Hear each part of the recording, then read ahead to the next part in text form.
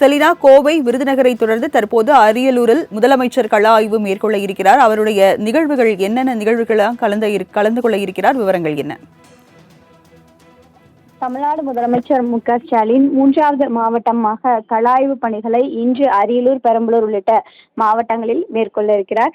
இதற்கு முன்னதாகவே ஏற்கனவே கடந்த 5ஆம் தேதி கோவையிலும், அதே போல 9ஆம் தேதி விருதுநகர் மாவட்டத்திலும் கள ஆய்வு மேற்கொள்ளப்பட்டிருந்தார். இந்த நிலையில் 3வது மாவட்டமாக இன்று அரியலூர், பெரம்பலூர் ஆகிய மாவட்டங்களில் கள ஆய்வு மேற்கொள்ள இருக்கிறார்.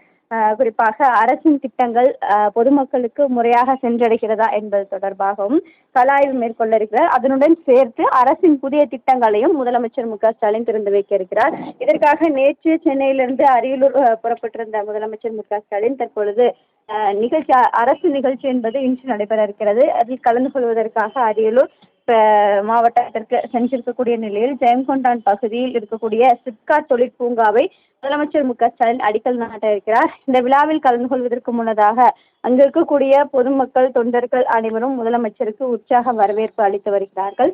அதன் நேரலை காட்சிகளை தற்போது பார்த்து வருகிறோம். குறிப்பாக அரியலூர் மாவட்டம் ஜெயங்கொண்டான் சிப்காட் தொழிற்பூங்காவில் 1000 கோடி மதிப்பீட்டில் 15,000 நபர்களுக்கு வேலைவாய்ப்பு அளிக்கும் வகையில் புதிய காலடி தொழிற்சாலை அடிக்கல் நாட்ட இருக்கிறார். அதனைத் தொடர்ந்து அரியலூர் மாவட்டம் திருமனூர் ஒன்றியம் வாரணாசி அங்கன்வாடி மையத்தில் ஊட்டச்சத்து உறுதி செய்யும் திட்டத்தை 2ஆம் கட்ட தொகுப்பை முதலமைச்சர் மு.க.ஸ்டாலின் திறந்து வைக்க இருக்கிறார்.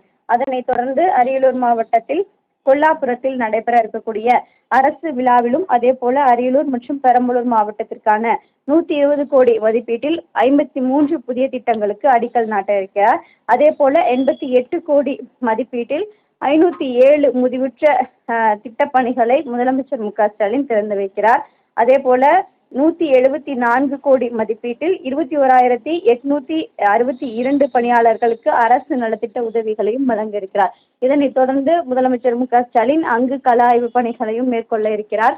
அரசின் திட்டங்கள் முழுமையாக பொதுமக்களுக்கு சென்றடைகிறதா, அதில் என்னென்ன பயன்கள் பெற்றிருக்கிறார்கள் என்பது தொடர்பாகவும் நேரடியாக அங்கு இருக்கக்கூடிய பொதுமக்களிடம் முதலமைச்சர் மு.க.ஸ்டாலின் கலந்துரையாட இருக்கிறார். அதே போல அங்கு இருக்கக்கூடிய தொழிற்சாலைகளிலும் முதலமைச்சர் எவ்வாறு பணிகள் மேற்கொள்ளப்பட்டு வருகிறது என்பது தொடர்பாகவும் கள ஆய்வு மேற்கொள்ள இருக்கிறார்.